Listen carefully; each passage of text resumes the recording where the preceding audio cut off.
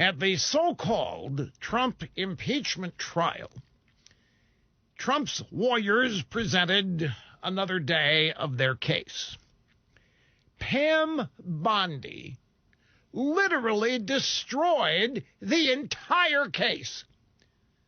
Alan Dershowitz literally destroyed the entire case. When those two were finished, every Republican senator should have stood up and told Mitch McConnell, let's move to acquit. This is a farce. This is absolutely ridiculous what's going on here.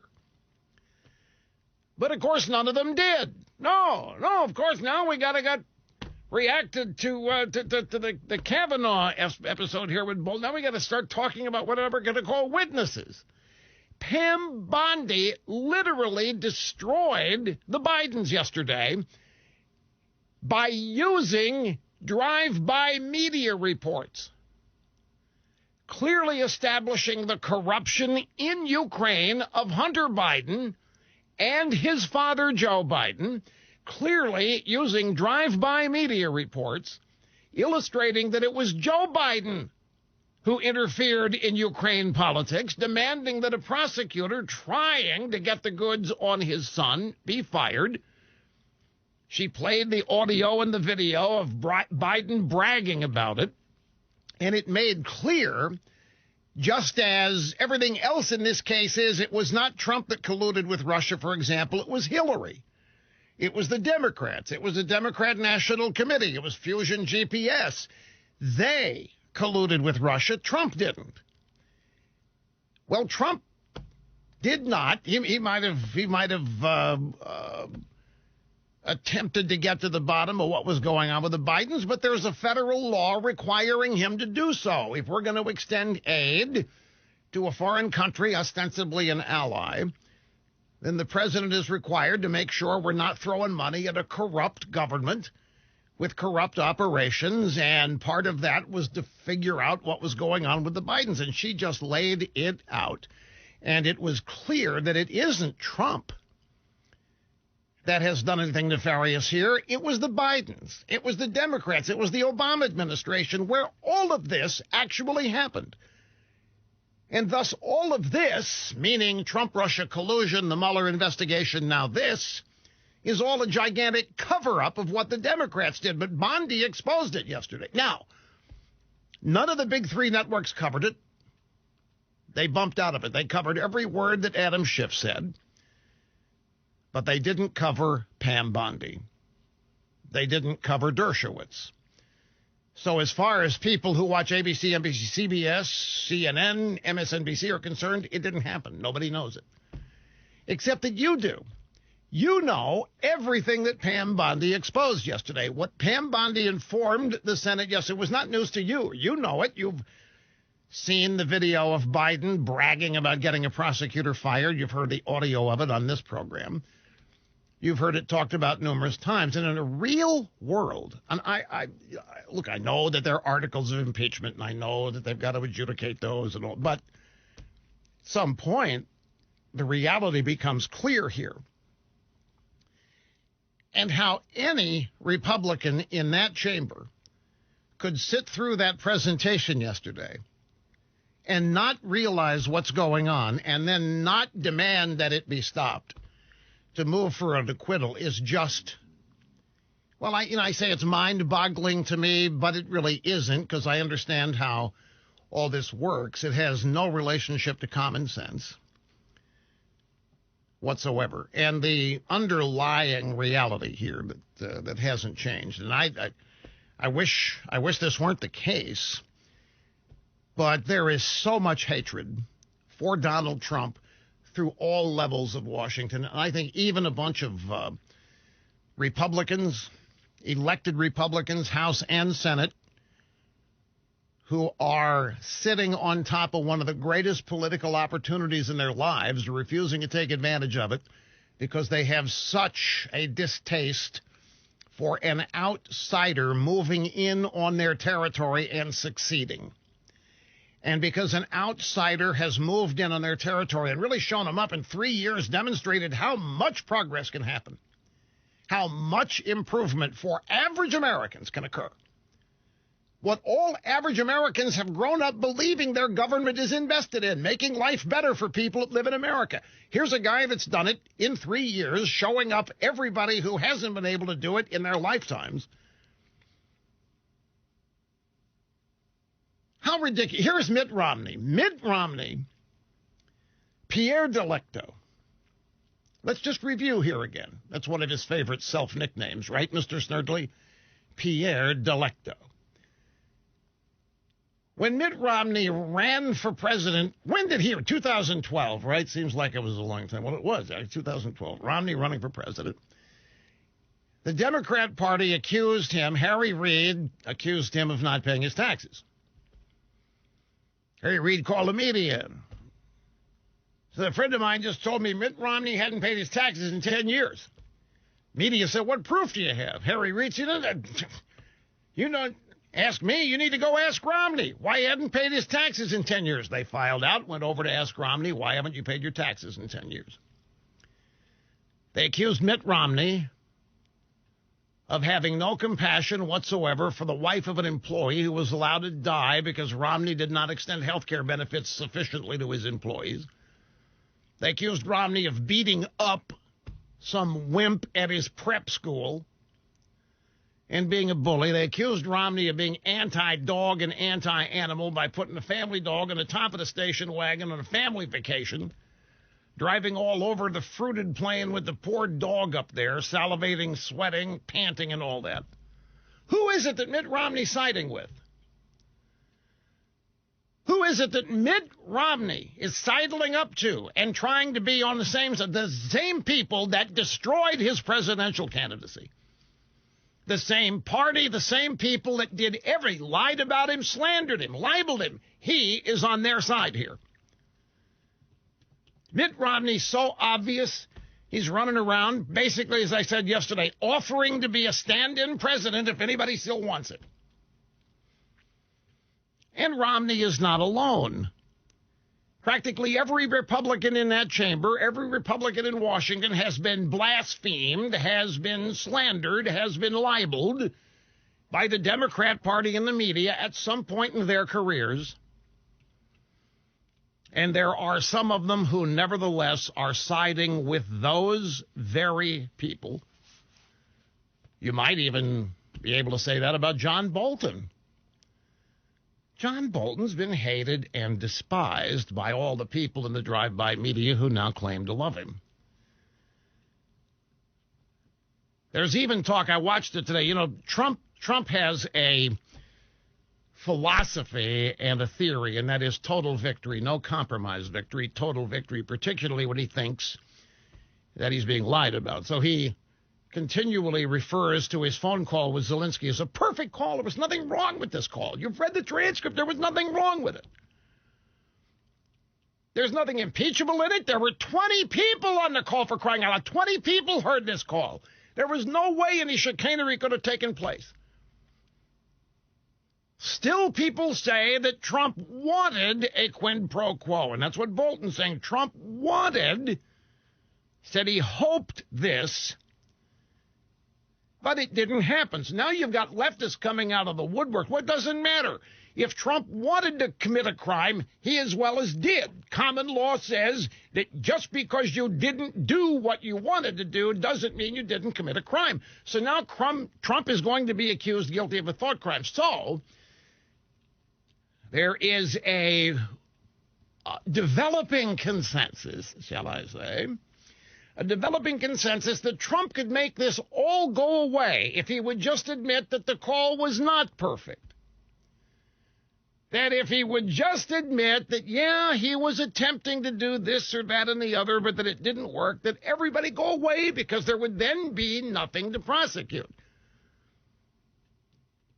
I'm seeing this from all over there. Trump should not have ever said that was a perfect call. He should never have said he didn't do anything wrong. He should have admitted it. And he should have taken this away from him, taken away this whole opportunity. Now, people are saying he could still do that.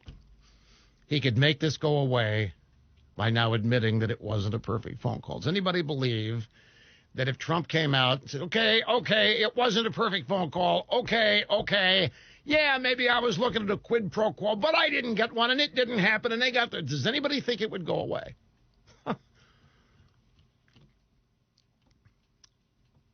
It ought to go away because it is baseless.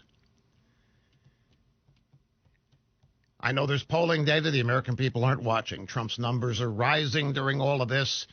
So, Rush, you need to just kind of slough it off. Don't let it get to you all that much. Well, it gets to me only because, folks, in the face of obvious common sense, there remains this collective resistance to an obvious and apparent stare-you-in-the-face truth, and that is that every article of impeachment and all these charges against Trump are bogus, and now this Bolton thing, it's amazing. We have the audio soundbites coming up. It's amazing how many people picked up on my analogy to that Kavanaugh-Christine Ballsy Ford event. We've got audio of Pam Bondi decimating the Bidens. Hunter Biden, Joe Biden, we've got that. The Politico has even uncovered a story. Lobbyist bought tropical land from Biden's brother.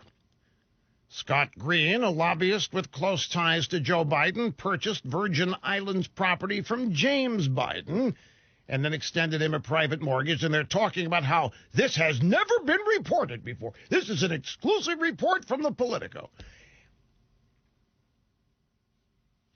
about the extended corruption throughout the family of Joe Biden, which, of course, must be covered up, must be mischaracterized. And there's going to be a lot of focus on the audio soundbites today because there are some really great pieces of gold in it. And I want to start with something that happened. It's audio soundbite number 1, Mr. Broadcast Engineer.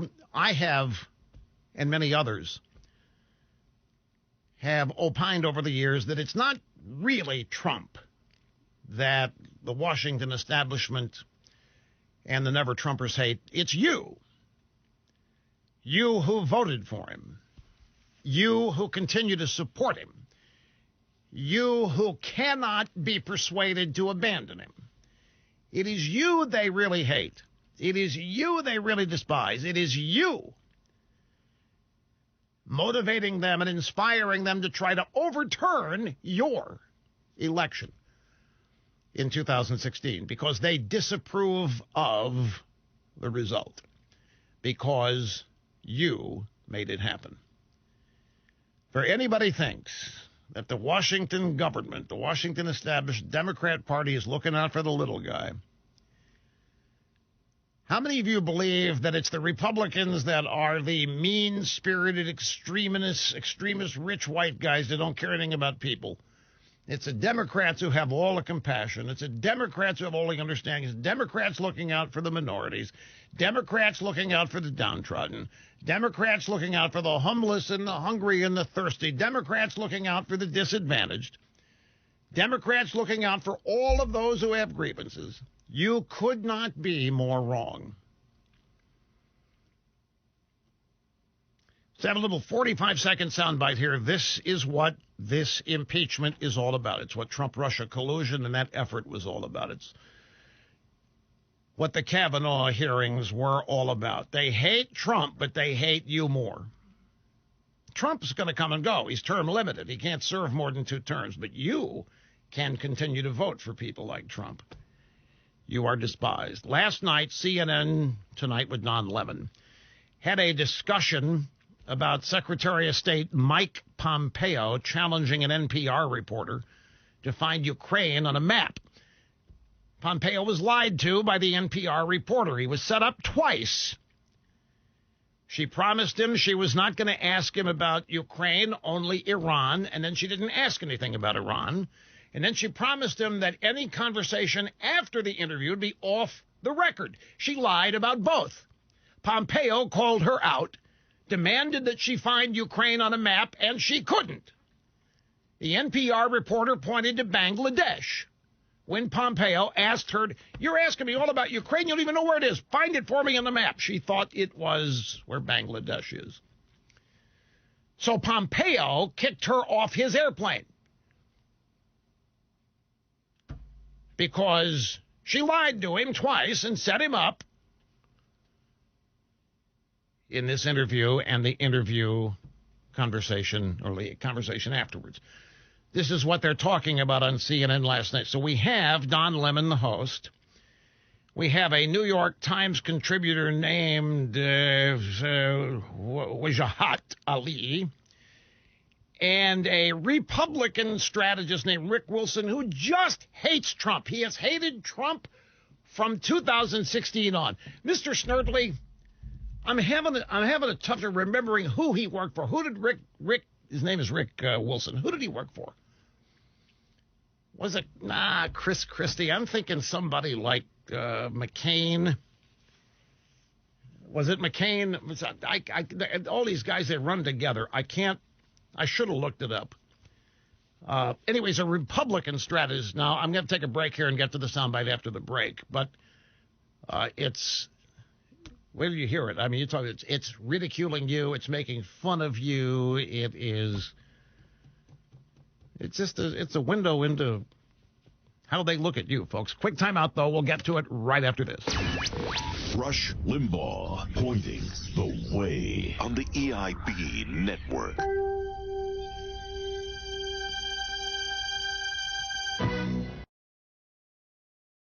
Did you see a New York Times contributor, Wajahat Ali, and Don Lemon, CNN? Donald Trump couldn't find Ukraine on a map if you had the letter U and a picture of an actual physical crane next to it.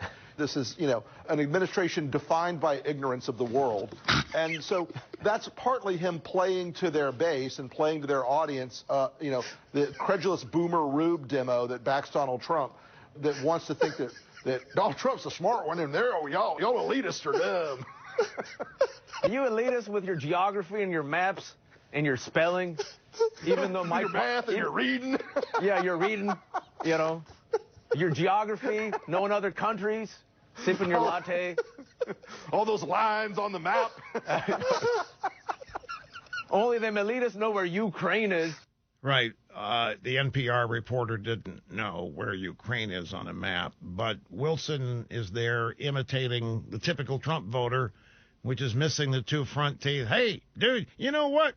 I tell you what, you elitists. You don't know nothing. It's us that y'all are dumb. We're the smart one. Donald Trump's smart. Donald Trump's smart. And all you elite don't know.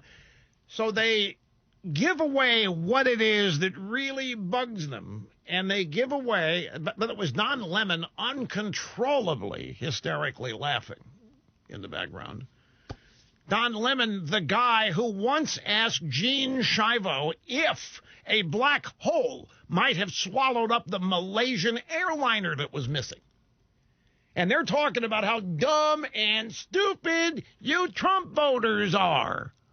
On CNN, having the biggest time doing that last night. Ralph Northam of Virginia.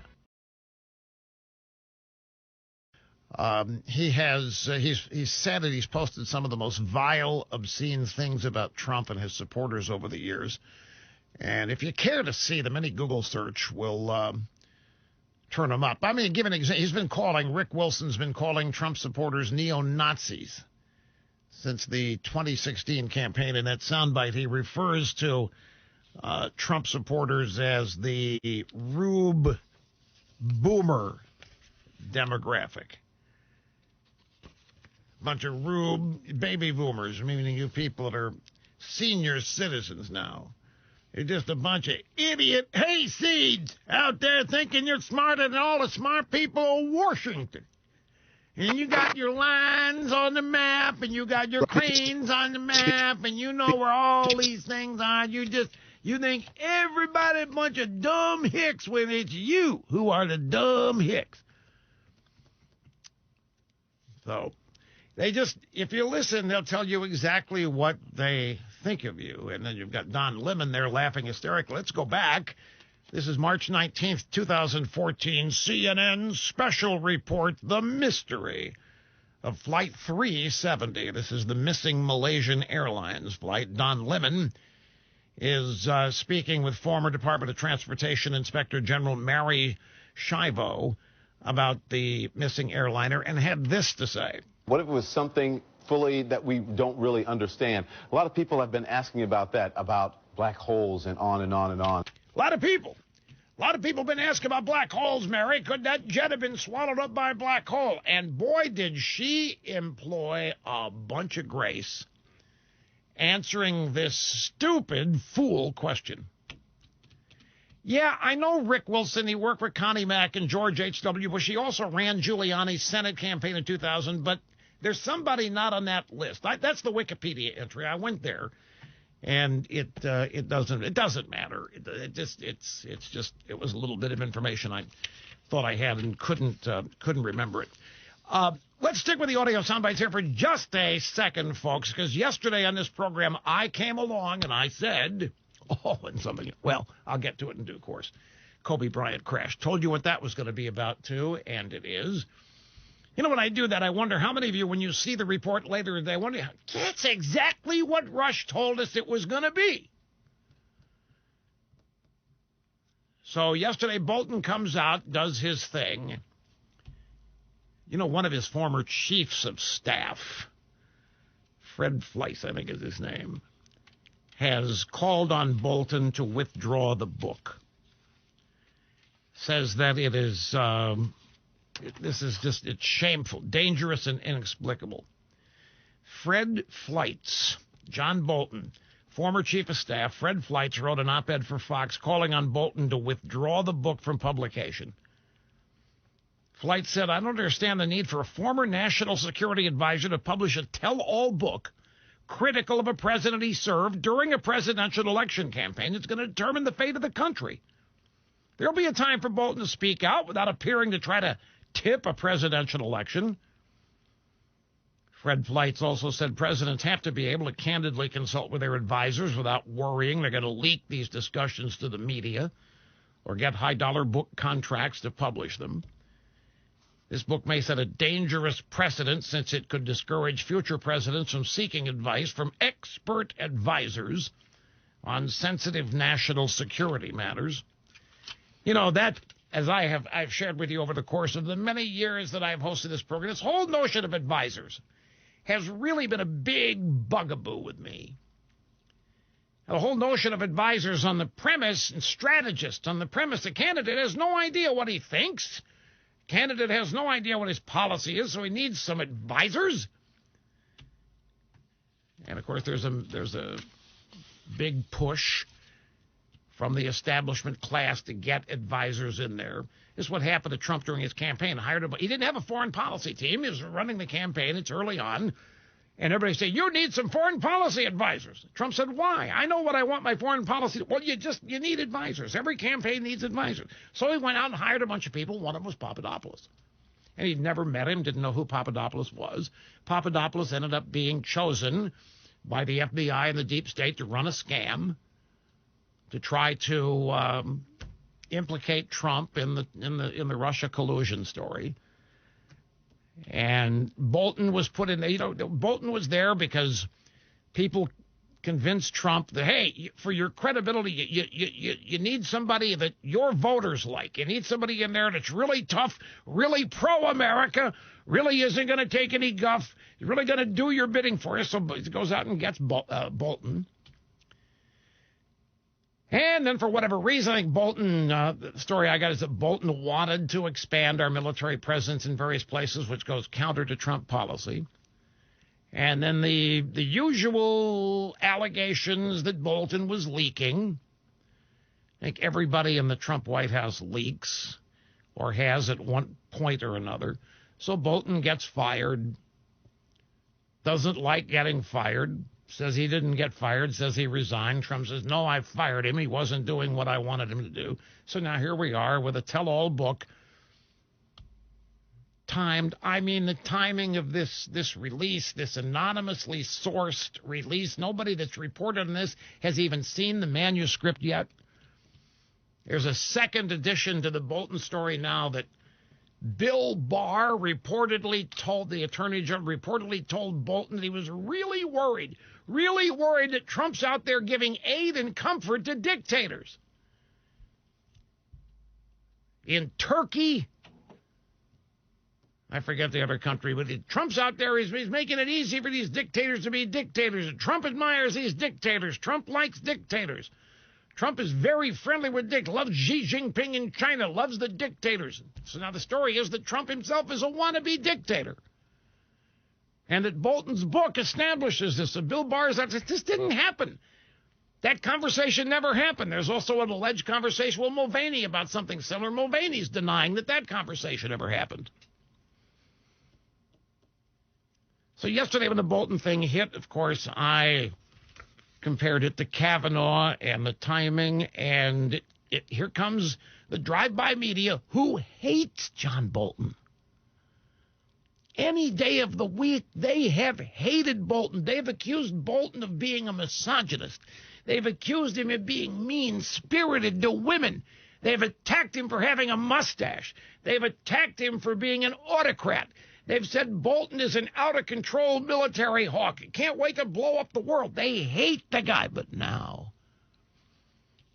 they love the guy. So this morning on CNN's newsroom, there's a little report about the blowback against Bolton that occurred yesterday. It's certainly safe to say that his stock has fallen with the Republican Party. Here is just a look at some of those attacks. Senator Rand Paul called him a disgruntled employee. Senator Josh Hawley called him not a first-hand witness, which is confusing because actually he is a first-hand witness. Senator John Barrasso had to say there's nothing new here. He's just trying to sell books. Rush Limbaugh, of course, weighed in, calling Bolton disloyal. Isn't it the last name? Rush Limbaugh, of course, weighed in and called Bolton disloyal. Well, what would you call it?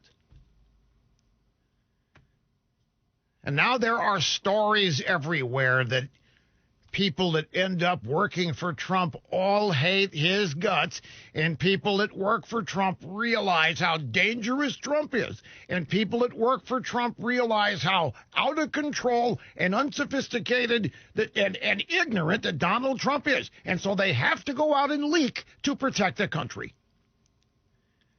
They have to go out and leak. They have to let everybody know how dangerous things are for the United States right now in the world because Donald Trump is president.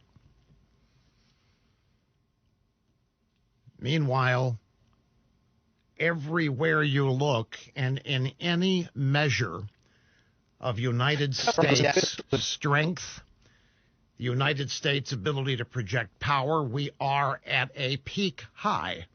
Our economy is stronger and more resilient than it has been in 50 years. There are more people working.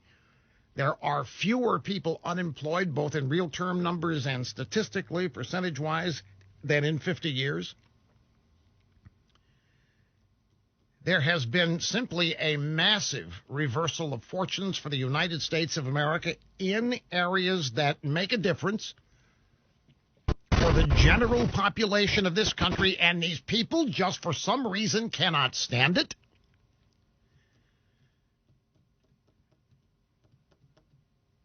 And it shows no signs of ending. Brief timeout. We'll come back. We will, at some point, going to interject your phone calls into the mix, so be patient. Back here before you know it. Don't go away.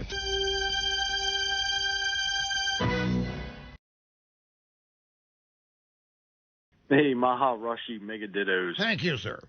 I was hoping you could provide your audience with your assessment as to the motivations of Rick Wilson, Pierre Delecto, and the Never Trump, specifically as to what it is that causes them to talk down to normal Americans with such disdain.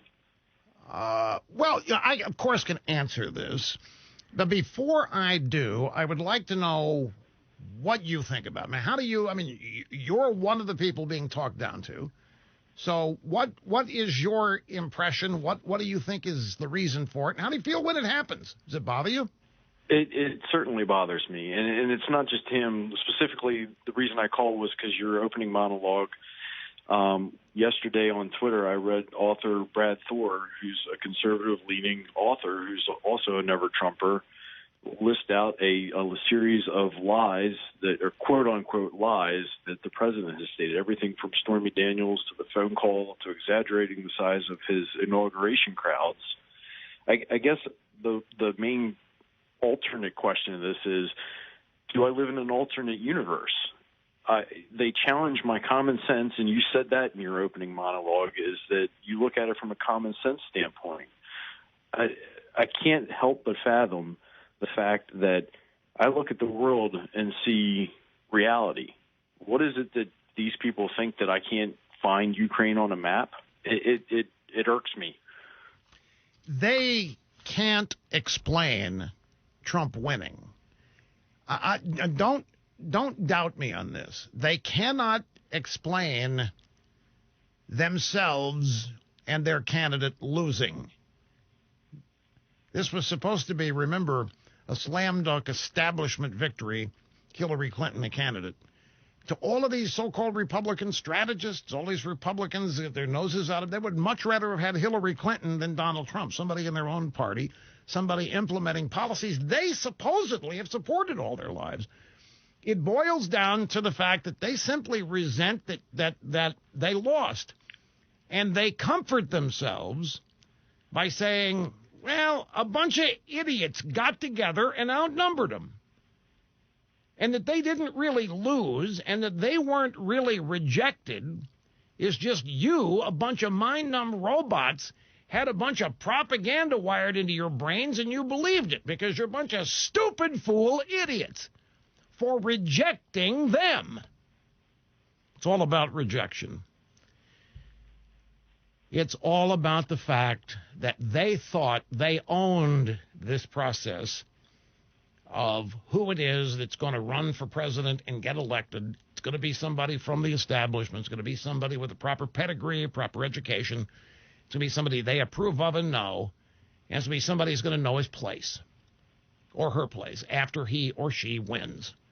If it's a Republican, going to know they're going to come after him and it's going to have to bend over and let them do whatever they do to try to discredit him. That's the price for victory. If it's a Democrat, going to be celebrated as smartest man ever. But at least it's going to be somebody from inside the club. Trump is from outside, and a bunch of people voted for him that they have not, the real indication, the real thing to know about this is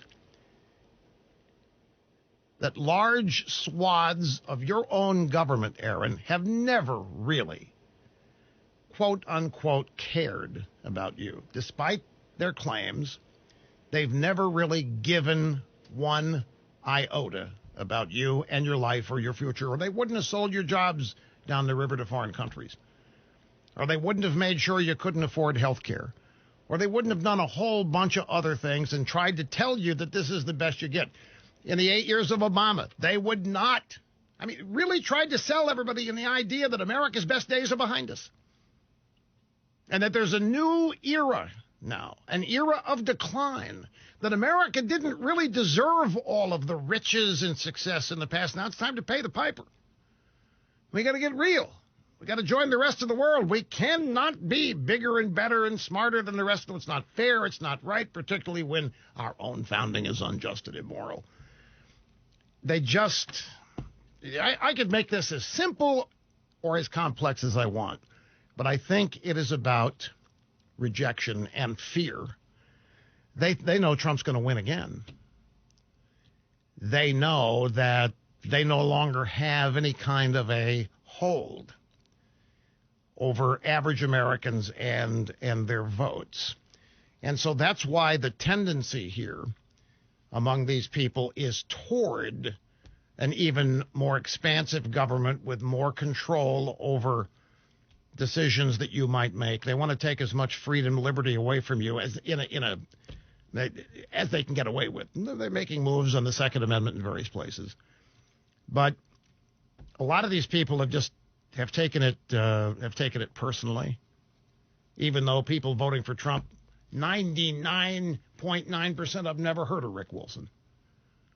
But he's taking it as though he's been personally rejected and insulted and is lashing back at people who don't even know him and don't even care if he takes his next breath. which also bothers it. Common sense is the enemy of bureaucracies. Common sense is the enemy of massively complex organizations and structures that are designed to perpetuate themselves as opposed to solve problems. Anyway, Aaron, I'm glad you called. We'll take a brief break as we must and be back and continue after this. Rush Limbaugh, because we know for you only the best will do. On the EIB Network.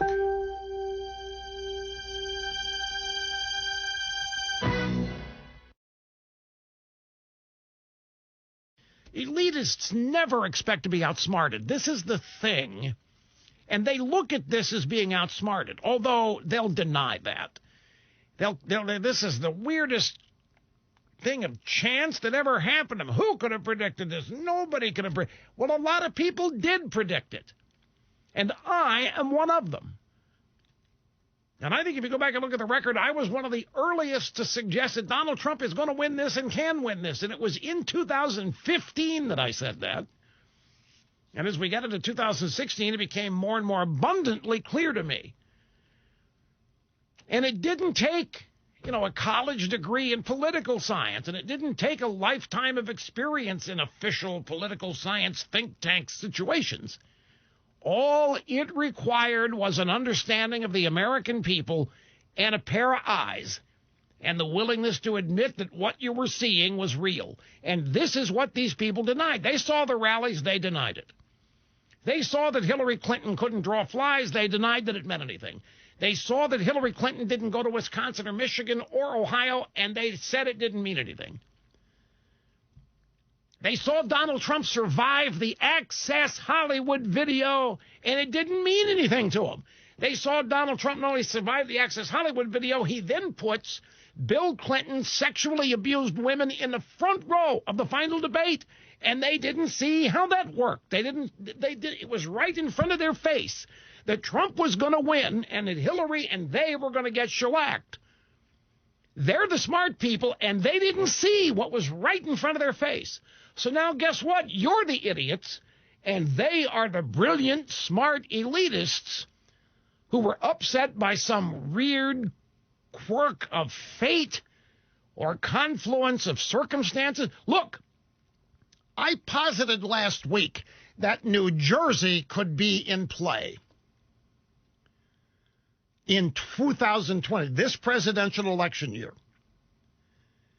And a lot of people, Rush, that's really, I wouldn't. I said, we won it in 1988 when George H.W. Bush was running as the third term of Ronaldus Magnus. The Republicans won New Jersey in 88. There's a lot of things going on. Trump has a rally in New Jersey, either, I guess, tomorrow night. 150,000 people, 175,000 have applied for tickets in an arena that holds 7,500. People have been lined up for 3 days to get into this thing in New Jersey. Now, the smart people will look at that. Doesn't matter. And what will they say? They're just a bunch of rube boomers. Just a bunch of rube old people, noses out of joint because they don't like minorities and they don't like foreigners and they don't like immigration.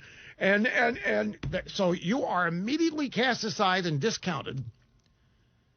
Trump rallies tonight. Something the days run together. They're going by so quickly, as you know. And it didn't take. Look, I mentioned this last week, folks. Do you remember the July 15th, June 15th, Trump comes down the escalator? Do you remember what he said about Mexican murderers and rapists and purse snatchers? And he got elected. He defied every norm supposedly established in politics.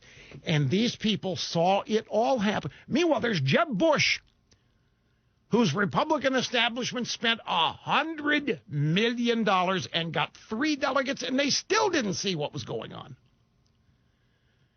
They were in utter denial that entire campaign, and they have remained in denial since election night 2016.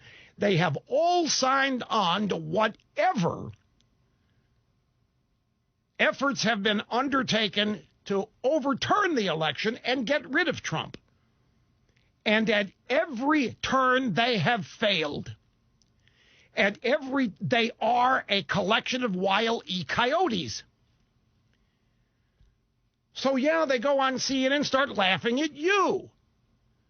You, who are living in a rebirthed economy, who are living in a record-high stock market with most Americans invested in it one way or another. A president who's doing everything he can to slow down illegal immigration and succeeding. Everything's right in front of their face. They continue to deny it. They continue to resent it. You understand these people? These are, in their own minds, they are the smartest people in the country.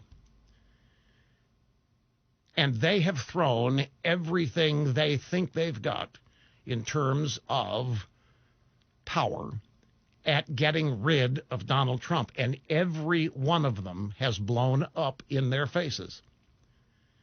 And every one of them, they think they're there. They think they're there now. They're actually, I guarantee you what these people are thinking. They're thinking that with this Bolton business and with the House manager's case, they're thinking they're going to get a conviction in the Senate. You've heard the conventional, no, Rush, they're never going to get a conviction. I mean, that would require 20 Republicans voting with every Democrat to convict, and they don't have a case. These people are hoping, what's Bolton about if not getting a conviction? What is this demand for witnesses all about, if not ultimately getting a conviction? I'm telling you, they are trying to get Trump removed from office before this next election, folks.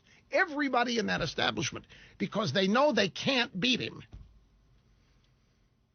They are the ones tampering and meddling in an election. They're doing it right now, and they've been doing it ever since the 2016 election. They're the ones that meddled. I don't care what the hell the Russians did. The Russians didn't do anything that had made any difference. These people literally tried. They tried to rig that election. They rigged it against Crazy Bernie in the Democrat primary, and now they're trying to overturn that election still while rigging the next one. And in the midst of all this, they're telling us that Trump is doing this. The only way Trump is rigging an election is by getting more and more people on his side who are going to vote for him. That they can't control. And they have tried. They've tried to separate Trump's voters from Trump going on 4 years. And if you count the campaign, it's 6. And they have bombed out at every turn. Every plan that they've laid, every plan they've implemented, every October surprise or similar type surprise they've tried has blown up in their face. And you know why? Among many other reasons, because Trump gets up and goes to work every day and doesn't get hunkered down responding and defending to everything. He tweets and he gets that out but it hasn't stopped him from doing his job. So his polling numbers are increasing during all of this, and that infuriates them. Can you imagine? Pretend that you have control over the mainstream media. Just pretend for a moment, because they do. The Washington establishment, for the most part, has control of mainstream media. In fact, I would say it's the mainstream media that has become the Washington establishment. I think it's the mainstream media that's actually running a Democrat Party. I've thought this for a long time. Just imagine you have control of the mainstream media. You see the evidence of it every day. And they still can't stop the guy. So what is there left to do but insult you rubes who refuse to see it their way? This is unprecedented. These people have never, ever been humiliated like this by an outsider. Oh, I mean, there may be a couple of instances where an outsider won a House race or a Senate race, but nothing on the scale of Donald Trump and the American presidency. Look at all the plants that remain from the Obama administration that have been leaking and lying about Trump since he was inaugurated, and they still can't get rid of it. Can you imagine the frustration? Imagine if you had control of the number one weapon to create public opinion, and you couldn't do it. No matter how much control and no matter how success you have in wielding that control, you do not get the result that you want. But I'll tell you what, Rick Wilson, I mean, this guy is a Republican. He's worked for Giuliani. He's worked for, I still think the guy, I don't know why I'm associating his name with McCain. I may be confusing it with others. But at any rate, he's a Republican. And he's out there insulting Republican voters now. Could somebody explain to me the sense in that? You know me, I'm the mayor of Realville. I'm Mr. Literal. I am Mr. Common Sense. I think what we're seeing is these people are not who they have always wanted us to believe they are. What are you're frowning at me in there, Mr. Snert? Well, Mr. Snerdley, the official program observer, just said, a lot of these Republican consultants never cared about the voter. They always cared about the money. Well, yeah, but I mean, they all care about, everybody cares about money. But not caring about the voters, I know what you mean. You care about the voters as far as it takes to get them to vote your way. But after that, to hell with them. After that, to hell with what they want. After that, to hell with what they're upset about. As long as you get them to vote for your candidate, mission accomplished, and in the next 4 years, you'll start paying attention to them again. Or the next 2 years. But that's the thing. Trump is what do you call it, outsmarting or outmaneuvering all of these gigantic brains, all of these multifaceted, vastly experienced types. And they're just having. So let me grab a quick call. This looks intriguing to me. Passaic, New Jersey. This is Eric, as we bust up the programming format by taking a call in the monologue segment. Hey, Eric, how are you doing? Hi, Rush. I'll be real quick. I grew up a Democrat. I remember my dad making us watch Huntley Brinkley on NBC, the nightly news. And I voted I voted for Hillary. I voted for every Democrat since. But I've been thinking, some of the things Trump says, I've always believed in. My dad did too. And I'm starting to think I'm holding on by a thread until I heard Schiff. And I do know... Now, wait. What do you mean holding on by a thread? Holding on to what by a thread? Being a Democrat. Oh, being a Democrat, okay. Mm-hmm. I'm still holding on. I told you I voted for Hillary. Right. But what I've seen what Trump's done, as I said before, I've always thought about America the way he does. Yeah. And the Democrats don't. And what really turned me off... Hold it. Don't lose your train of thought, but that's it in a nutshell. You've always thought about America the way Trump does. Make America great again. America first. America's the good guys. Then you said the Democrats don't. Bingo.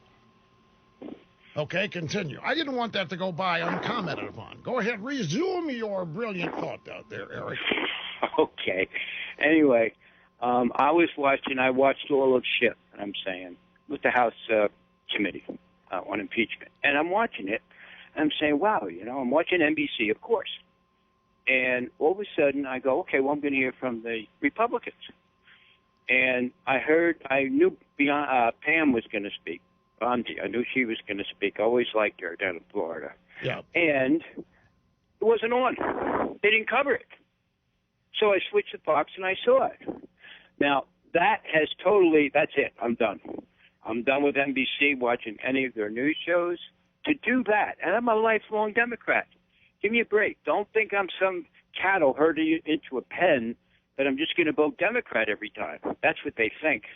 Well, I'm done. So you've had it. You've had it with the Democrats. Now the thread is gone along with the thrill, and so you're finished with NBC as well. Yep. Won't watch the show. I grew up with it. Well, I watched it all my life. I was programmed. I understand. Welcome home. Yeah. Rush? You watched this stuff with Bondi yesterday. We've got this coming up. We've got 3 or 4 sound bites with Pam Bondi and Dershowitz. But he's right. By the way, Eric, it wasn't just NBC. ABC and CBS pulled away from coverage. They covered every syllable and every lie from Adam Schiff and the House managers. If you watch ABC, NBC, CBS, CNN, you didn't see Pam Bondi yesterday, but you're going to hear parts of a presentation on the program. They're glad you called. I appreciate it. See, this is happening out there with more people than you can possibly imagine. Think about Donald Trump. Donald Trump, for much of his life in New York, was a Democrat. It was the path of least resistance. At one point in his life, Donald Trump was not an activist pro-choice, but when the subject came up, I support a woman's right to choose. It's a path of least resistance. Now look at it. First president to ever attend in person a pro-life rally, the pro-life rally of all of them. Donald Trump's real. He has had a transformation. He's undergone a transformation based on real life, things that have happened to him. I've been telling him for years things he now believes because he's experienced it. He's always been his own man. He'd ask people what they think, but only to find out what they think, not because he wasn't sure what he thought. I'll never forget when I left New York. He said, "Why'd you leave?" I said, "This is ridiculous, the taxes." And I gave him the amount of money every year I was not going to have to pay. He said, I'm hearing a lot of people thinking they're going to leave. I said, well, they will at some point if this doesn't change. What about you? How long are you going to put up with, I'm a New Yorker, or else I can't go anywhere. Now he's left.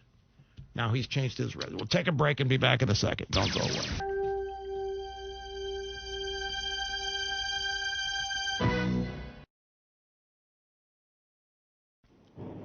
Thanks, Rush. A long-time listener, first-time caller. So I wanted your take on this Bolton business, because nobody on the left or the right has really talked about it, and that is we're going to find out real quick what Bolton knows, either through his testimony or his book. And if it's not corroborated through any other witnesses or people or evidence, it's a he said thing. And what will happen if the Kavanaugh trial or 1,000 years of due process has taught us anything, you couldn't give Trump a parking ticket for that. Never mind impeach a president. We're going to impeach a president because John Bolton said so, or anyone else for that matter? Let me see if I understand what you're saying. So all we have right now is an anonymous source claiming to have seen the transcript in which John Bolton says that President Trump told him that he wanted to withhold the aid until Ukraine did an investigation. So your question, okay, when the book comes out, and if that is verified, if that's what Bolton actually says, but then over here Trump is denying it, then it's he said, she said. If there's nobody around to corroborate Bolton's claim, then you're asking, how the hell can we impeach or convict the president because of that? That is absolutely correct. He's already been Bill Barr has already refuted in the Justice Department what he's said between those two. And, selling a book doesn't lend any kind of credibility to him on top of that. But I'm just saying you need more than just, hey, believe me, folks, it's just because I said so. Well, I mean, isn't that Kavanaugh? You got to look at the objective of the people that made this happen. And this would be whoever leaked it and the New York Times. So what is their objective here? And the objective, we must say, the objective has never been truth, because they've never been right about anything. They lied to us about the ballsy Ford story, Kavanaugh. The whole Trump-Russia collusion thing was one lie after another, never anything substantiated, there's no crime, there wasn't any collusion, none of it. So there's no truth here either. That can be firmly. And Dershowitz said yesterday, even if what Bolton says happened, there's nothing in it that is impeachable. So what is the objective behind this? That's the real question.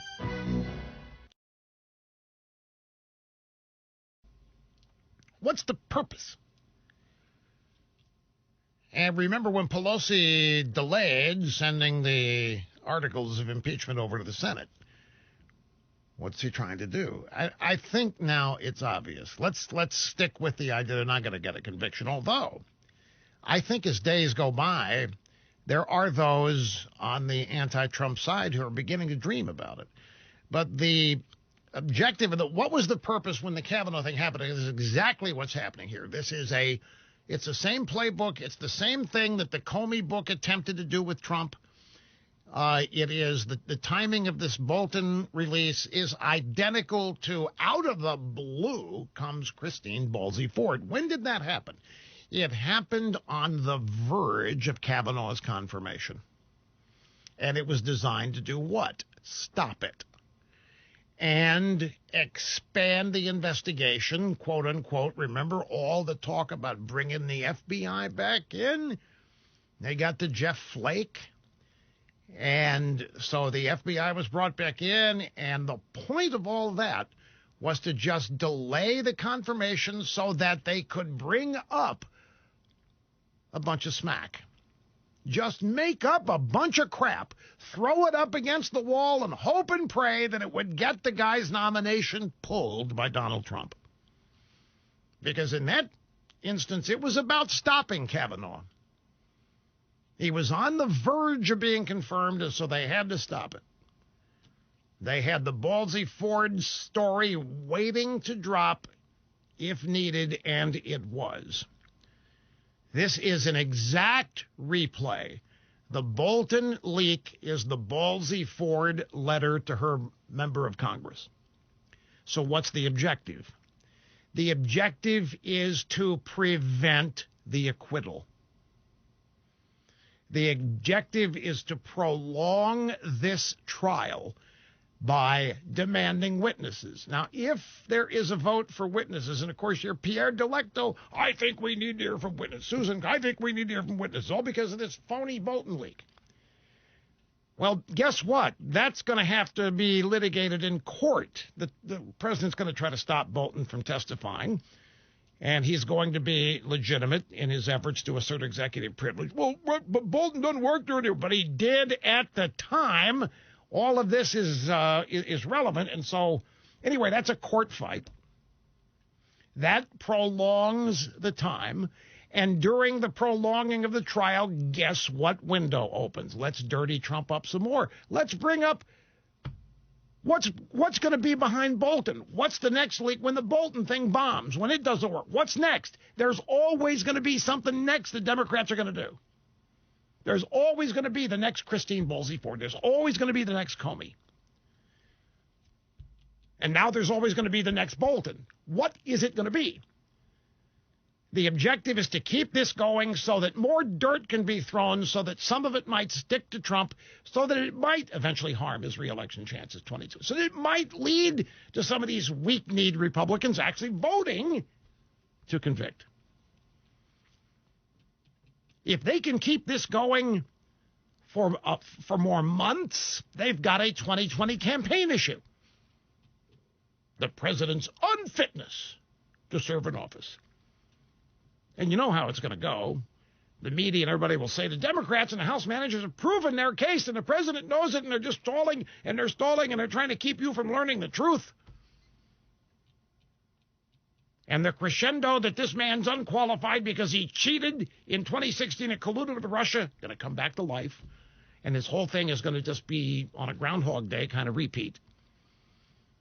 The objective is to stall the acquittal.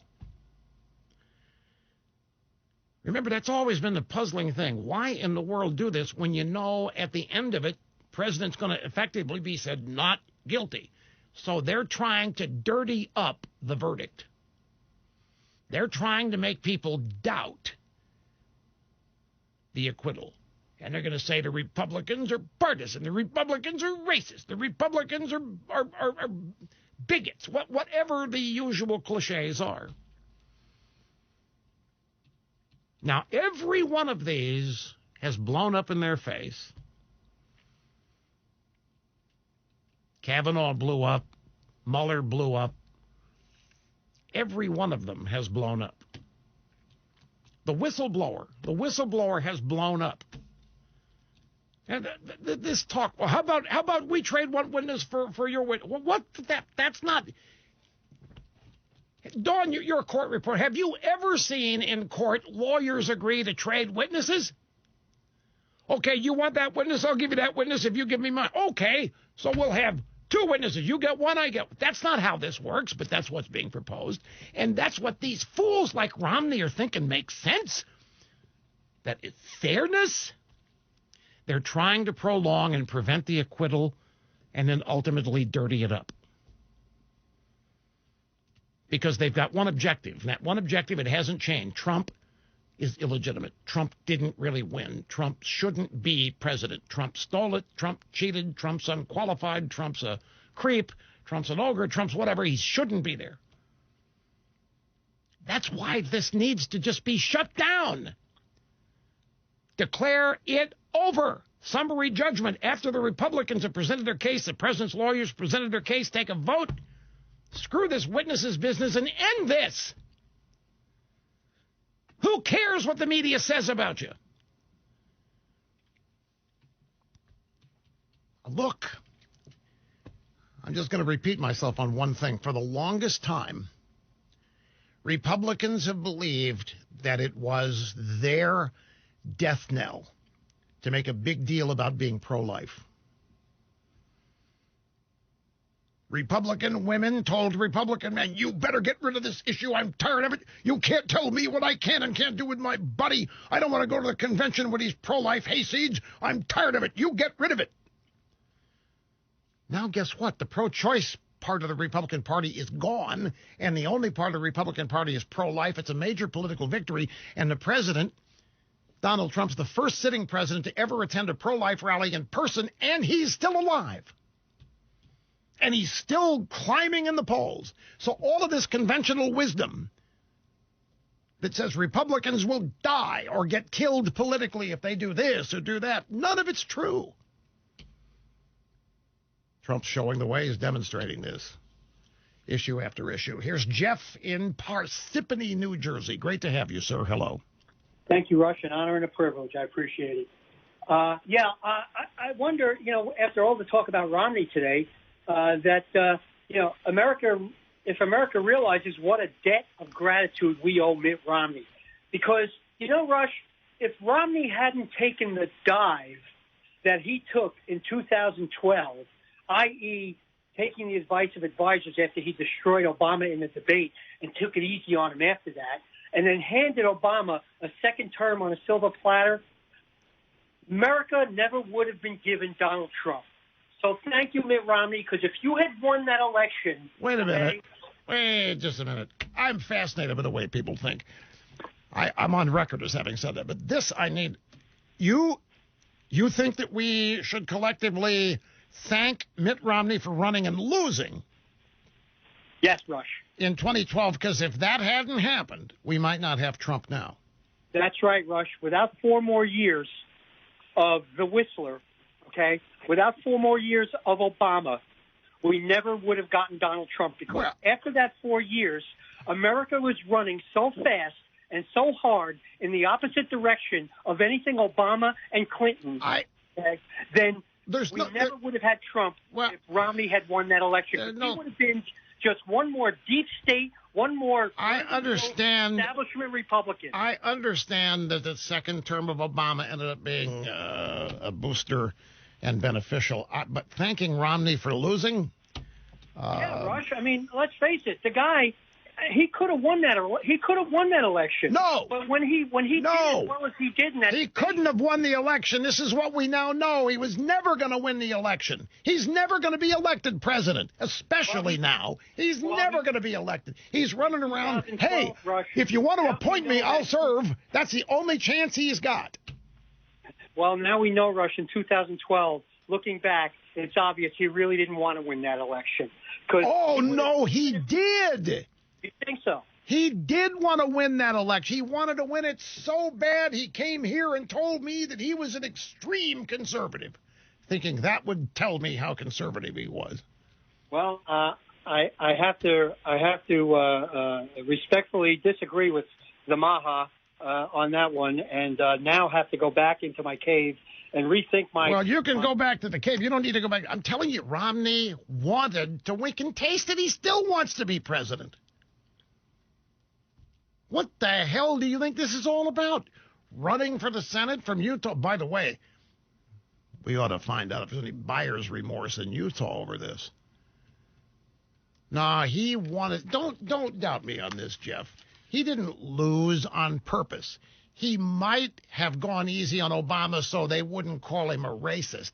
But he didn't go easy on Obama to lose. He went easy on Obama because somebody convinced him that's what he would have to do to win, that it just didn't look good. You can't beat up girls and you can't attack the first black president. You can't do it, Mitt. You got to find another way. If you really want to thank anybody, thank Candy Crowley. But don't thank Mitt Romney. He's America's adult Rush Limbaugh on the EIB network.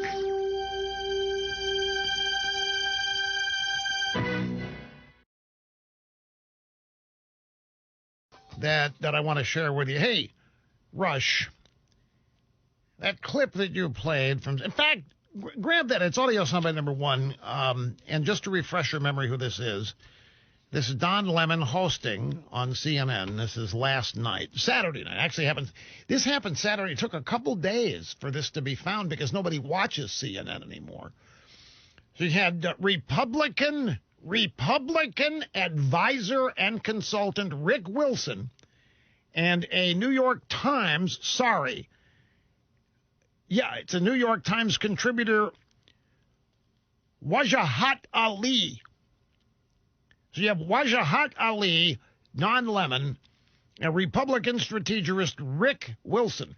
And they are commenting on the fact that Mike Pompeo kicked an NPR reporter off of his plane for lying to him.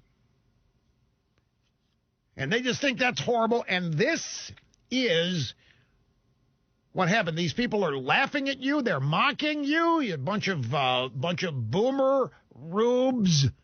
The boomer rube demographic. You're hayseeds, you're hicks, you're idiots, and you think you're smarter than the real smart people in Washington. Donald Trump couldn't find Ukraine on a map if you had the letter U and a picture of an actual physical crane next to it. This is, an administration defined by ignorance of the world. And so that's partly him playing to their base and playing to their audience, the credulous boomer rube demo that backs Donald Trump that wants to think that Donald Trump's a smart one, and y'all elitists are dumb. You elitists with your geography and your maps and your spelling, even though your math and your reading. Yeah, you're reading, your geography, knowing other countries, sipping your latte. All those lines on the map. Only them elitists know where Ukraine is. Don Lemon there laughing hysterically, uncontrollably in the background. He even had to pull out a handkerchief to dry his eyes. So I get an email. Dear Mr. Limbaugh, what a bunch of jerks. Don Lemon, Rick Wilson, and that New York Times dweeb, they don't seem to realize that they are mocking the people who manufacture and repair their cars, fly the airplanes that they travel in, operate on them in the hospital and put in their IVs, cook and serve their food in restaurants. They don't realize they're mocking and laughing at and making fun of the people who protect them from criminals, who are teaching their kids, who drive their Ubers, who are defending us in the military around the world, who clean the snow off of their pristine elitist streets, who make their adult beverages at the bar, who maintain the electrical grid so they've got power in their homes, and on and on and on. It's a good point. They're making fun of the people who make America work because they voted for Trump. And one of these clowns is a Republican strategist making fun of Republican voters. You imagine the next time this guy gets a candidate, somebody hires him to go get him elected.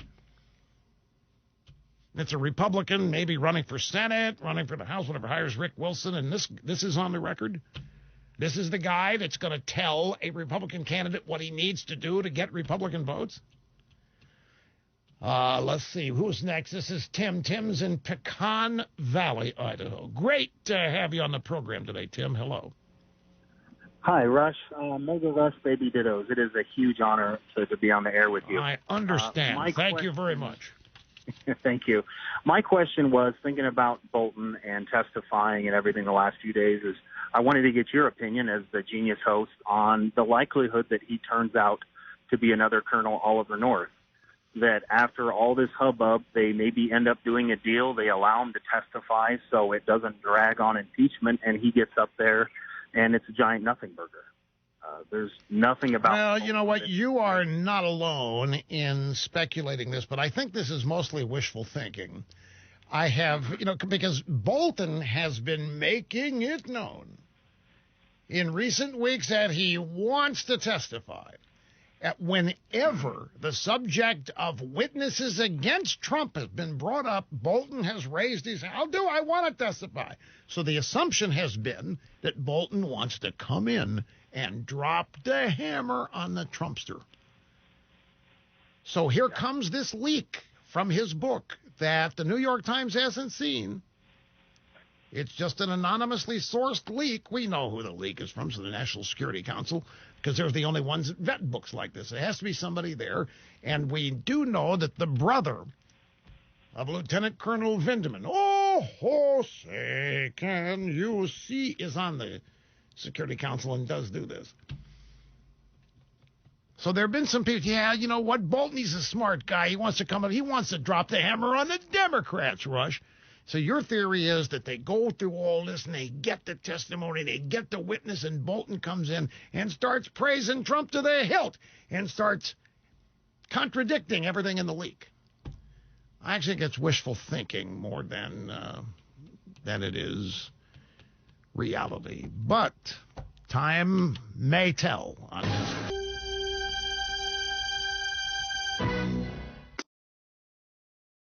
Anyway, you don't care about it. Greetings and welcome back, folks. Rush Limbaugh, the EIB Network, and the Limbaugh Institute, the fastest 3 hours in media. Jay Sekulow, one of the president's warriors at the impeachment trial. I want to play you a little 47-second soundbite here from something he just said, because this is a good point. This is all about common sense and perspective to help people understand. Remember, the audience for this is the Senate. The Senate is the jury, but also it's for the American people. Those who are watching, listen to this. Put yourself in the shoes of the president. The president of the United States, before he was the president, was under an investigation. It was called Crossfire Hurricane. It was an investigation led by the FBI. The Federal Bureau of Investigation. James Comey eventually told the president a little bit about the investigation and referenced the Steele dossier. James Comey, the then director of the FBI, said it was salacious and unverified. So salacious and unverified that they used it as a basis to obtain FISA warrants. Members, managers here, managers at this table right here, said that any discussions on the abuse from the Foreign Intelligence Surveillance Act utilized to get the FISA warrants from the court were conspiracy theories. So Sekulow goes on, he says, put yourself in Trump's shoes. He was illegally spied on by a FBI that got FISA warrants on a bogus dossier. Put yourself in his shoes. You know that there have been forces within the government attempting to undermine you. And so is it any wonder you may not follow the talking points of Lieutenant Colonel Vindman? Oh, say, can you see? Is it any wonder you might not trust the very people who have been part of the coup to get rid of you? So I didn't hear any more than that, but I hope what this is, I hope that Sekulow is essentially putting this entire coup on trial. Because, my golly, folks, this deserves to happen years ago. This thing still hasn't been exposed. All that's happened is that everything they've claimed has been shown to be untrue. but the perpetrators have never actually been exposed. That's what Barr and Durham are doing in their investigation, where's that? It's never been exposed other than to those of us who know. People like me who've told people like you. But it's never been exposed. Here also, before we get to Pam Bondi, one more thing. Maggie Haberman, she's the one that got the leak, New York Times, about the Bolton book.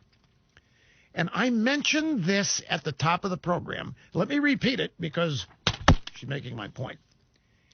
Trump goes for full, all-out victory or vindication or what. He doesn't compromise. The pressure's on him. Mr. President, just admit that it wasn't a perfect call. Just admit that you maybe were trying for a quid pro quo, but that you realized you weren't going to get it in, so you went ahead and gave the aid. If you would just admit that it wasn't a perfect call, if you would just admit that, of course, it was a quid pro quo because that's what foreign policy is, then this would all go away. And by the way, that is what is being written today. There are many conservative, shall we say, commentators, intellectuals, who are literally advising the president to do that. Just say it wasn't a perfect call. Just admit that there was a quid pro quo. It's silly to admit that there wasn't a quid pro quo. And Trump is so far resisting it. And here's Maggie Haberman. She's on CNN this morning. And she's talking to one of the Ken Doll anchors named John Bourbon. And he said, I know I'm naive and Pollyannish, and I'm living in a different world, but if what John Bolton says is true, then the president's lying. And he's lying about something the center of an impeachment trial, lying about something American people have been focused on for months, lying about something that's not minor. And it just seems to me that should matter. In some universe, that should matter. We have seen with this president over and over again, even with the Access Hollywood tape, people will hear this in a way different than I intended, but it is an edge. If you are not going to be shamed and you are just going to plow straight ahead and keep walking, and if you have a partner in Mitch McConnell who also looks pretty down the road at winning, that is where you're going. Some Democratic operatives wondering, why not just agree to Hunter Biden being called? It makes a lot of people cringe. It makes a lot of Democratic senators who like Joe Biden cringe, but they figure that at the end of the day, these people who are suggesting this, they will gain more, the Democrats, than they will lose when you're dealing with an opponent who is going to do what it takes to win. Then I don't know why you're surprised. Right. So what she's basically saying is the Democrats are stymied by Trump because he's so determined to win, and he won't be shamed. He will not be shamed into giving up. Damn it. He won't be shamed into giving up. He won't be shamed into compromising. He's going for full-out 100% victory. And they're ticked off about it. And so she's trying to explain to this Pollyannish anchor, he's lying. He's lying. Somewhere that automatic. Lying about what?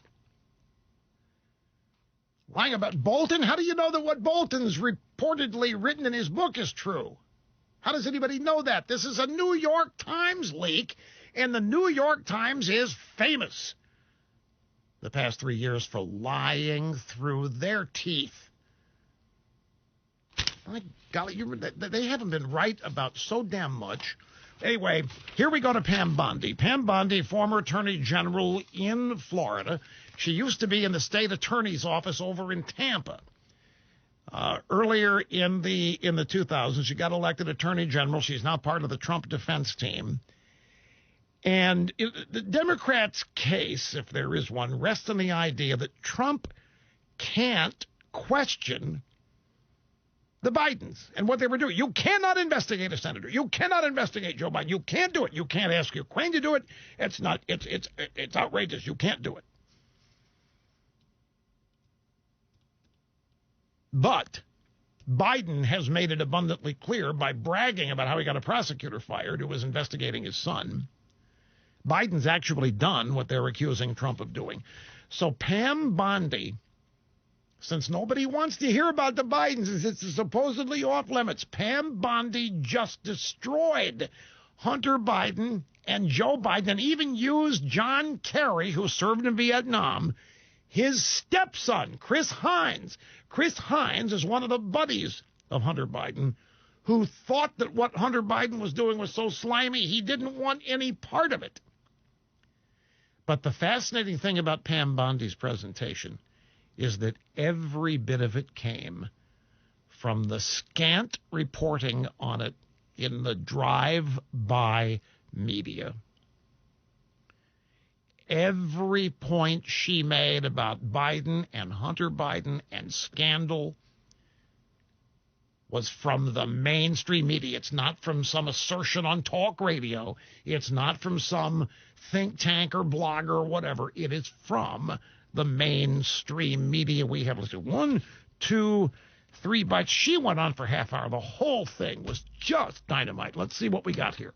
Their case crumbles because they have to prove beyond a reasonable doubt that there is no basis to raise this concern. But that's not what public records show. Here are just a few of the public sources that flagged questions surrounding this very same issue. The United Kingdom Serious Fraud Office, Deputy Assistant Secretary of State George Kent, Hunter Biden's former business associate, an ABC White House reporter, Good Morning America, The Washington Post, The New York Times, Ukrainian law enforcement, and the Obama State Department itself. They all raised this issue. The issue is Hunter Biden being offered a job on the board of Burisma, owned by a Ukrainian oligarch. It's an energy company about which Hunter Biden has literally no knowledge. He was paid $83,000 a month.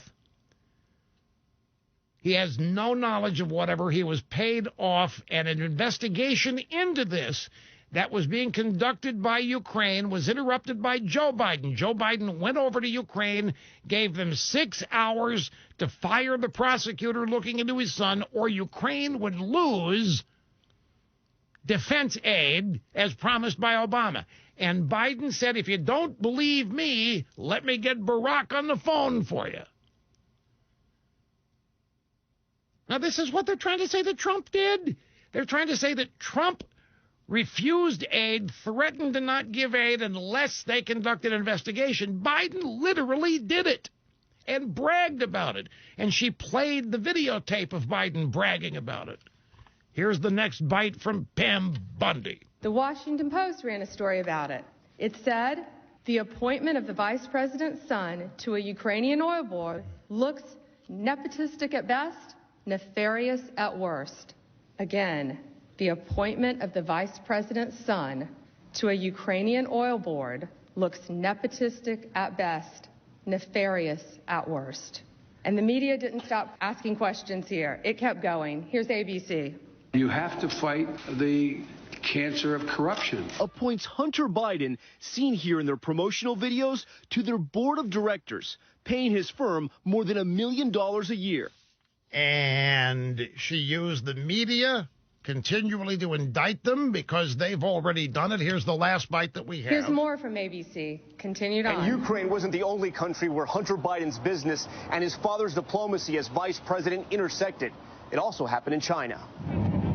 This video shows Chinese diplomats greeting Vice President Biden as he arrived in Beijing in December of 2013. Right by his side, his son Hunter. Less than 2 weeks later, Hunter's firm had new business, creating an investment fund in China involving the government-controlled Bank of China. With reports, they hope to raise $1.5 billion. Right. Now, the video there is of Joe Biden and Hunter Biden getting off the plane in China, getting off Air Force Two in China. Now, this report, I'm going to take you back to a soundbite from me in June 20th, 2019. We played that ABC News report about Hunter Biden's dealings in China and Ukraine. Now, you might remember when that report hit, I was gobsmacked. I said, holy smokes, this is the first move they're making to take Biden out. You remember that, Mr. Snerdley? I mean, this was a huge hit piece on this entire corrupt arrangement that Joe Biden had arranged for his son Hunter in Ukraine and with the Chicoms. And ABC reported on it from top to bottom. It said, they're taking him out. This is the first. And then nothing more happened. It says, well, maybe it was a trial balloon to see if Biden could withstand it. Maybe it was a trial balloon by ABC and the rest of the left to see if Biden could get past it. And I think that's what it actually ended up being, because there was no follow-up. Here's how I characterized it back on June 20th, 2019. Somebody in the Democrat media complex has decided it's time to take plugs out. Don't know the specific reason. We've been talking about these deals. Conservative media has educated their audiences on all of this. China, Ukraine, Joe Biden setting his sons up to become obscenely wealthy. Nobody was interested. Now, all of a sudden, out of the clear blue, it's not in the clear blue, after Plugs comes out and pledges his love and support for segregationist senators, here comes ABC News blowing up Plugs and his son, China and the Ukraine. Somebody's decided it's time to take Plugs out. Well, obviously was wrong about that. So there has to be some other reason that they did it. And it has to be that they wanted to see if it would stick, if it would do any damage. And obviously they decided it didn't. Now, what Pam Bondi did, it was just astounding. I couldn't take my eyes away from it yet. It was so good. She used clips of testimony from Democrats' own witnesses. She had reports from the drive-by media, including this ABC story. She pointed out how Hunter Biden was paid handsomely for little reason other than he's Plugs' son. That Burisma was under investigation at the time. She played the video of Joe Biden bragging about getting the prosecutor of the case against his son fired. Laughing about it. You got 6 hours. I'm leaving this country in 6 hours. If that guy's not fired, you're not getting your aid. You don't believe me? Call Barack. So he implicates Obama. They were threatening Ukraine's aid. And guess what? That prosecutor was fired, and the case into Plugs' son didn't go any further. She pointed out that Hunter Biden was involved in business with Chris Hines. That's a stepson of John Kerry, who served in Vietnam. Remember, John Kerry married one of his best friend's wives when his best friend died. John Hines, a senator from Pennsylvania, a Republican, he died. Kerry moved in on his wife, Teresa. That's how Kerry has gotten his money, married rich women. And he picked up a couple stepsons, and one of them was Chris Hines, who was in on all this with Plugs' kid. Both were involved in Ukraine and elsewhere at a time when ending corruption was said to be the top priority of the Obama administration. Bondi noted that journalists had asked the Obama administration about the Biden's conflict of interest. American diplomats like George Kent, Marie Yovanovitch, raised concerns. They used the very own Adam Schiff witnesses to point out how, yes, they thought what Hunter and Plugs were doing was nefarious. Yovanovitch pointed out that eventually nothing was done. Hunter Biden left Burisma the same month his father announced his campaign for presidency. It was so good. It was done. It was so good that none of the networks covered it. Got to take a break. We'll be back after this. Don't go away.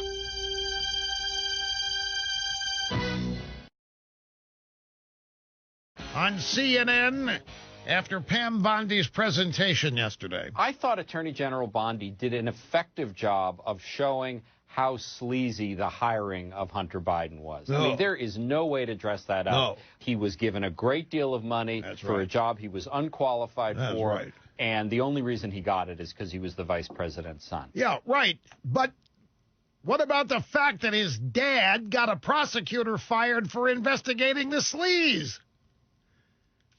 And that's what Trump wanted confirmation of, which is not an unreasonable thing. Here is May in Barrington, Rhode Island. Welcome. Great to have you with us at EIB Network. Hi, Rush. God bless you for all you do. Hey, I want to call because I think Donald Trump, and I think his defense team needs to say this, he was elected to drain the swamp. That was the will of the people. And the Bidens are swamp dwellers. I don't think it's talked enough about. My son was in the military. He went to Afghanistan twice. He was a Marine. And Hunter Biden got into the military a few years back, and an exception was made for him because of his age. And he was also a drug addict. Right. Within a few months, He got kicked out, and the media covered that up and didn't even report on it for like a year. Biden knew about that. Why is he putting his son in the military? We're at war. These guys are putting their lives on the line, and he's putting this old drug-addicted guy in. There's no limit to the indulgence of this son by this father, Joe. And I wouldn't want him in my son's platoon. Give me a break. Well, Hunter Biden, we haven't really gone there, but Hunter Biden does have his problems. And it's sad. But time is winning. I want to respond to your main point. I want to envision this. Jay Sekulow, as Trump's lawyer, is presenting a case to the Senate. And it's using your point. You want Sekulow to stand up there. You people in the Senate, you got to understand something. Donald Trump was elected to throw you out of here. Donald Trump was elected to clean this place of people like you. It's totally understandable you don't like him. It's totally understandable you're afraid of him, but you're toast. And that's why you know it. And that's why you don't want Trump to succeed, because you know he's trying to clean this place. I'm trying to imagine how that would go over in the Senate if Trump's lawyer tried that. We'll be back. Hang on. One of the things that really frustrates them is false alarms. On-duty police really don't have time for false alarms. They call them nuisance alarms because that's what they are. They are a waste of time. Fire department people tell you the same thing. You got some pranksters at a school constantly setting off false alarms. Cops, fire departments show up. It is a pain. Police departments get phone calls from monitoring services all the time asking to follow up on a security system that's been set off. It's been triggered. The problem is many times it's because of a bad sensor, or it's because the owner screws up. Sometimes somebody doesn't even know how to use their own keypad, or they forget a key, have to find a way to break into the house, triggers the alarm, and they can't remember the password to shut it off in time. And that results in a false alarm, and the cops have to show up, and they're patient the first couple of times, but if it keeps happening, it really is a problem. Now, Simply Safe Home Security has a solution to this, and that is video verification screening, accomplished with their system and their 24/7 monitoring service. That way, the police can learn if there is an actual break-in in process instead of it being a false alarm. And when they learn that there's an actual break-in, the response time is 3.5 times faster. So how do they do it? Well, Simply Safe Home Security Systems have any number of solutions like that, all meant to make your home safer and more secure. If your home is not yet protected by Simply Safe, this is a really good time to make it so. Simply Safe's latest innovations, including their HD cameras, the smart lock, door lock technology, reinforce how much new technology is in the system that you'll use to secure your home. It's not expensive. It'll stun you how much it does not cost. Like the monitoring service. Simply Safe monitoring service, only $14.99 a month. No contract to sign. Now, here's the thing. If you buy a Simply Safe system, you get it online at simplysafeusa.com. You know what? They throw in a free HD camera. Now, that's a good deal, but it's relevant to this response time business, because if there's a break-in at your house and your HD camera is situated in such a way it can see that there's actually a burglar bad guy in there, then the cops will know from the monitoring and will not have to question whether it's a false alarm, and the response time is lickety-split. And they throw in the camera El Fribo, $100 HD camera tossed in, free when you buy at simplysafeusa.com. This is Kent in Spencer, Iowa. Up next. Great to have you, sir. Hello. Yeah, thanks for taking my call, Rush.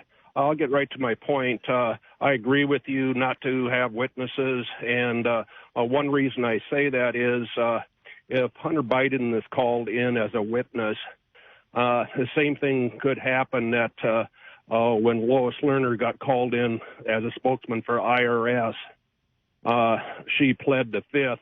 She, I think, was working as on tax-exempt status for a conservative nonprofit. And at the House committee meeting or that investigation, she pled the fifth. Nothing happened at that hearing, and I'm going to say the same thing could happen to Hunter Biden. You know, what's his defense? I don't think he has one.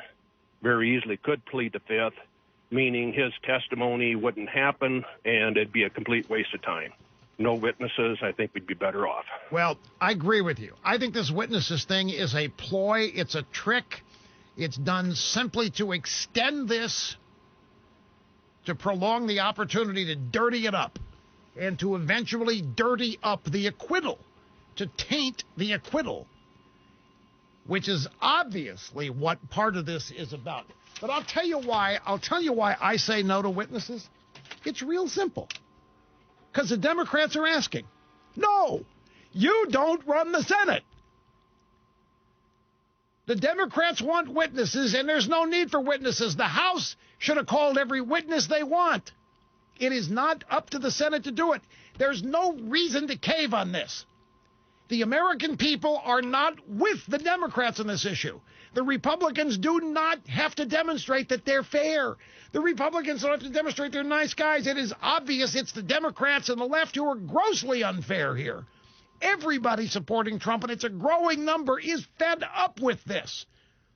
They are fed up with the way Trump is being treated. They're fed up with all this. There's no need for the Republicans to say, okay, we'll agree to witnesses so that the people will think that we're fair and nice and bipartisan and all that rot gut. It's a freaking trap. And you say no because Schumer's asking for it. You say no because Schiff is asking for it. I think going along with this witness business, the people who support this, for some reason, they're enamored of the process of all this, when everybody ought to be focused on the result. The result is ending this, not getting off on some process because it's so historical in nature. If these guys, McConnell, whoever else, if they agree to this witness trick, it's just going to show weakness. And the Republican voters are going to be fit to be tied if they fall for this. If they go along with this, what's the next thing the Democrats are going to ask on the basis Republicans are being unfair? Okay, so they're going to give us our witnesses, and we're going to get one that's going to plead the fifth, Hunter Biden. So what's next? What are they next going to claim the Republicans are unfair on? This stuff has to be shut down.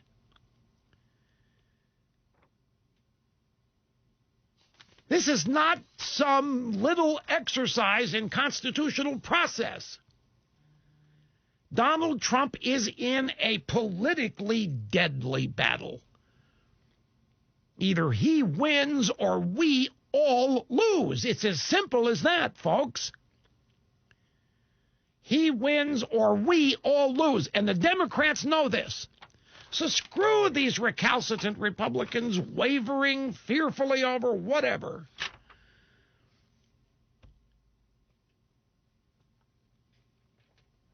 You know, I don't understand the thing. Why is it that when we are in a position of strength, it cannot be seen and acted on accordingly?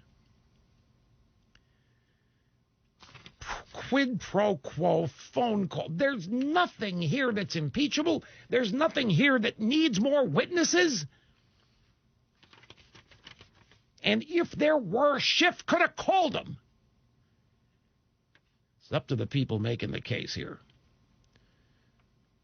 It's not even about this phone call. That's the thing. It's not about the phone call. It's about destroying Trump and what he represents. It's about destroying Trump and his voters. Can these people not see this? I got to take a break. We'll do that. We'll be back. We'll continue fastest 3 hours in media right here on the Rush Limbaugh program.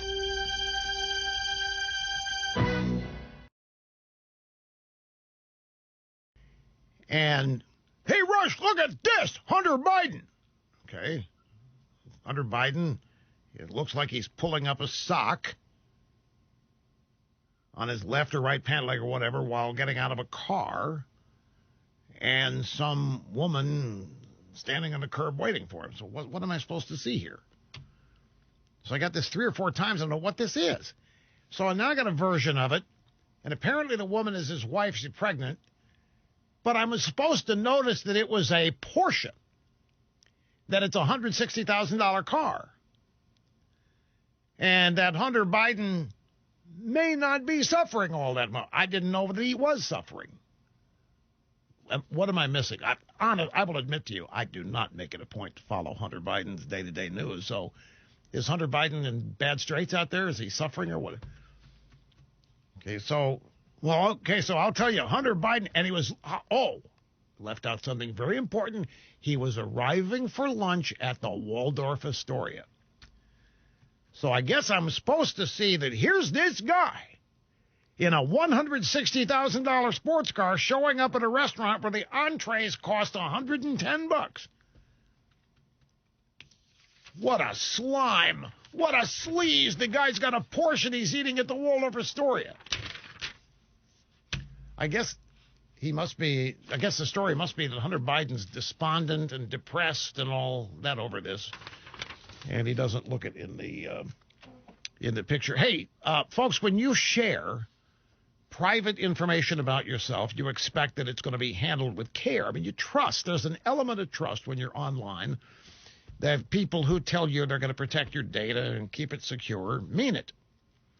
In person, online, makes no difference. An online purchase should not result in your privacy being compromised, but it's happening more and more. Now, there's a way to safeguard yourself when you're online now, and it works. It works. It's called a VPN, Virtual Private Network. I'll tell you how good they are. Even all these cops and robbers and foreign intrigue spy shows make a point about how it's impossible to track somebody on their cell phone because they're on a VPN. Why can't you track them? Because you can't see it. Virtual Private Network means exactly what it says. Virtual Private means your connection cannot be seen. Your connection is the only connection on what is essentially a connection. You're not sharing it with anybody else. A hacker sitting right next to you, knowing you're online, will not be able to find you. It's a private pipeline. And if you get a good one, it's encrypted as well. You can send information, send emails, texts, receive it. You can surf the web, do whatever you want, buy whatever you want, look at whatever you want, and nobody can follow you. A lot of VPNs out there. Make sure you don't get one that's free. If you get one that's free, it means that they've got to monetize it somehow, and they do it by unknowingly following you. You need to pay for one, and they're not expensive. We found the best ones from Norton. Norton makes the best VPN. It's easy to use. It's just like an app. You download it. It's an app, and you log on to the net through it, and you then cannot be seen. You can put it on your laptop, your computer, or your phone, log in one time, and it's essentially something that runs in the background. $3.33 a month for 5 devices. $3.33 a month for 5 devices. So whether you're sending or receiving information over Wi-Fi, including public Wi-Fi, Norton VPN uses bank-grade encryption to hide what you're doing, in addition to making it invisible. You can find it at norton.com/VPN. That's a web address. And as $3.33, a lot of people go out and they get hotspots with a different number and a different IP address and use that to log in.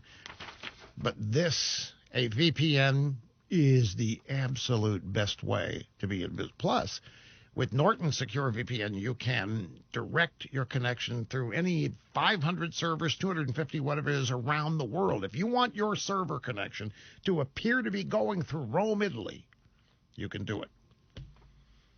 Norton.com/VPN is the web address. Okay, Mark in Uber Heights, Ohio. Great to have you, sir. Hello.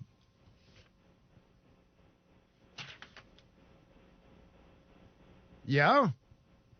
Is that right? MSNBC, you say? No, I never watch MSNBC. Why would I want to watch MSNBC? It's an absolute total waste of time. The only thing different than that and CNN is that they admit that they're a bunch of leftist commie bastards. There's actually no caller here, folks, but nobody's told me that, so I'm pretending as though there is. What? Well, he's not the...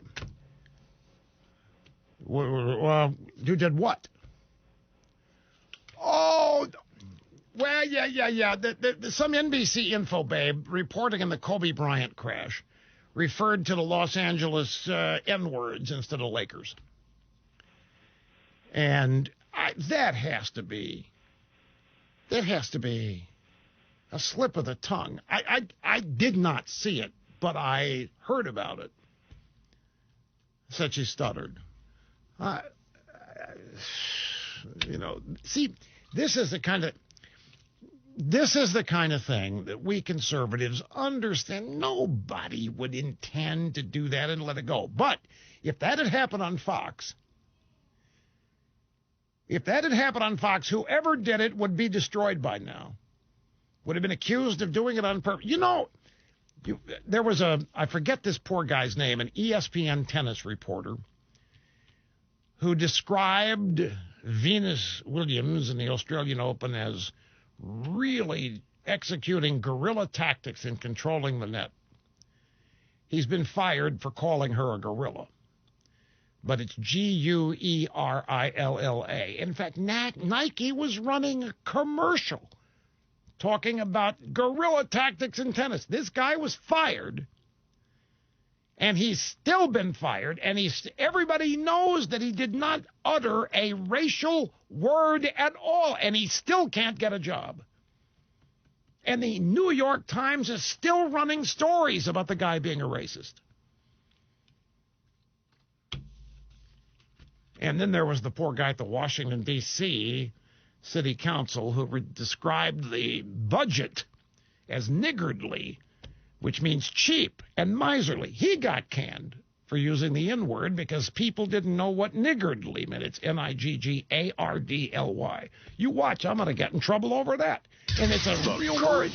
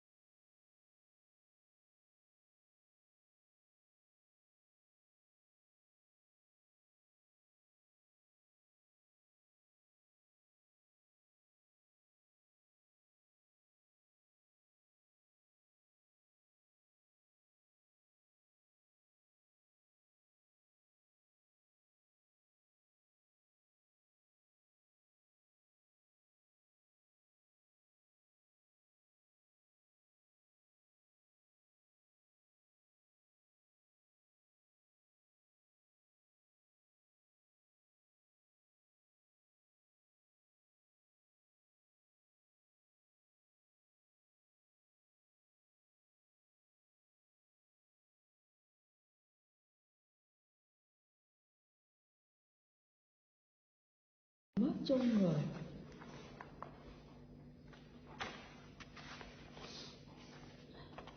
Dây bí đao chị ngộ độc nấm mèo. Dây bí đao già vắt nước uống. Dứa chị sạn thận. Cây dứa có tên khoa học. Cây dứa có 3 loại thông dụng: loài quen, lá ngắn dày, màu xanh ửng tím, có nhiều gai, quả tương đối